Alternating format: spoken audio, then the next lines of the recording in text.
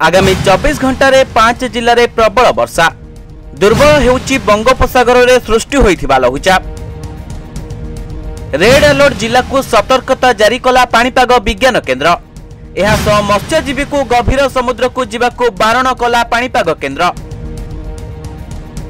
दुर्बल हेउची बंगोपसागर में सृष्टि होइथिबा लघुचाप रूप, जहा कारण आगामी 24 घंटा एही सब जिले में सतर्कता जारी करिछि पाणीपाग विभाग। तबे निकट में बंगोपसागर में सृष्टि होइथिबा लघुचाप एबे अवपातर रूप नहीं सारिलानी, जार प्रभाव आगामी 24 घंटे उपकूल ओडिशा रे देखिबाकू मिलिबो। सेथिपई किछि जिला को सतर्कता जारी करिछि पाणीपाग विज्ञान केन्द्र। खास करी एबे उत्तर झारखंड संलग्न दक्षिण बिहार उपरे सक्रिय रहिछि लघुचाप। तथापि ओडिशा रे एहार प्रभाव नै आकलन करिछि पाणीपाग केन्द्र। तबे सक्रिय लघुचाप प्रभाव रे राज्य रे वर्षा हेबो। आगामी 24 घंटा रे 5 जिले में प्रबल वर्षा नै अलर्ट करा जायछि। एही सब जिला गुड़िक मध्य मयूरभंज, केन्दुझर, सुंदरगढ़, संबलपुर रहितबा बेले आसंता काली मध्य उत्तर उपकूल सह आभ्यंतरीण ओडिशा रे वर्षा हेबार संभावना रहिछि। तबे रेकर्ड अनुसार मंगलवार जगतसिंहपुर रे सर्वाधिक 29.2 मिलीमीटर वर्षा रेकर्ड होइथिबा बेले झारसुगुड़ा रे 16 मिलीमीटर, बरगढ़ रे 15.6 मिलीमीटर, भवानीपाटना रे 11.8 मिलीमीटर, सोनपुर रे 11.6 मिलीमीटर और नयगढ़ रे 10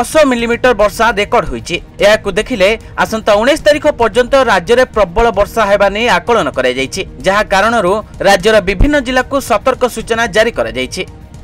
ब्यूरो रिपोर्ट, न्यूज 95 ओडिया। देश विदेश रो कोण अनुकोण टेक्निक खबर देखंतु आम सह यूट्यूब, फेसबुक और इंस्टाग्राम रे आमको देखंतु। लाइक, शेयर और सब्सक्राइब करने को आद्यम भूलंतुनी।